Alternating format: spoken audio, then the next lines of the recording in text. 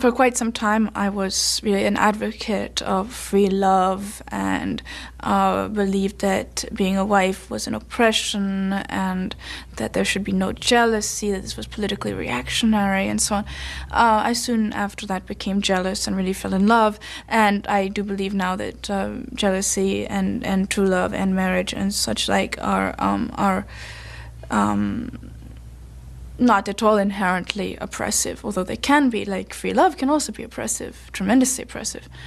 But there was a time, and a fairly extended period of time, where I had an entire ideological background developed so that I could very eloquently be an advocate of free love, whether it be readings of Emma Goldman or other thinkers on the subject. I didn't go on any dates. I don't think I've ever been on a date in my life.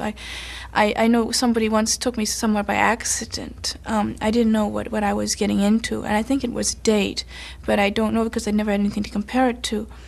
But I think it was supposed to have been a date, and I insisted on paying half of the dinner, which made him very upset, and this was in high school, and I spoke a blue streak throughout the entire dinner about Marx and Freud and Darwin, if I remember correctly.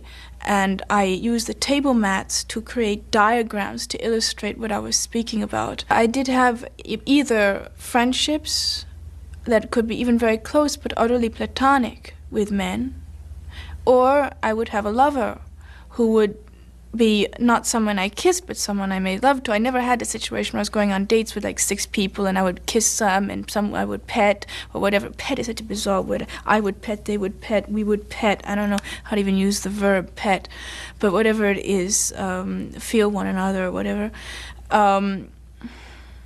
I never had this drawing and quartering of one's body and how much you give to Sam and Bill and Bob and whatnot. I never had this whole mentality of this. Never had the whole reference of all of this. But I would have close friends, and then I would have a lover, or that would be it. No between kind of relationship. I actually gave speeches on this in high school precisely. When asked a topic for public speaking or something, I would often choose Emma Goldman. And she believed, for example, that marriage was in essence paid whoring for one man. And that a whore has many Johns. And they take a night, or part of a night, or 1/18 of a night, or whatever. But marriage was when you have a John who supports you, pays you, and whatnot for life, or until he dies and you get a new one, or whatever.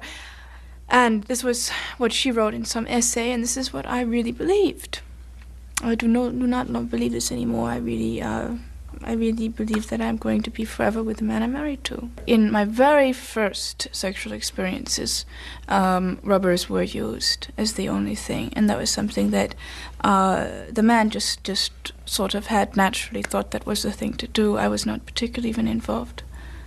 But rubbers were just sort of the fundamental birth control, I found them rather revolting.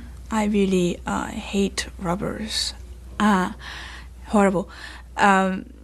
Just like wearing clothes, on your penis. If you don't wear clothing to make love, why should you wear clothing there?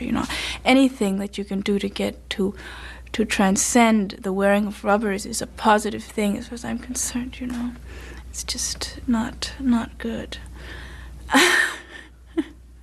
But anyway,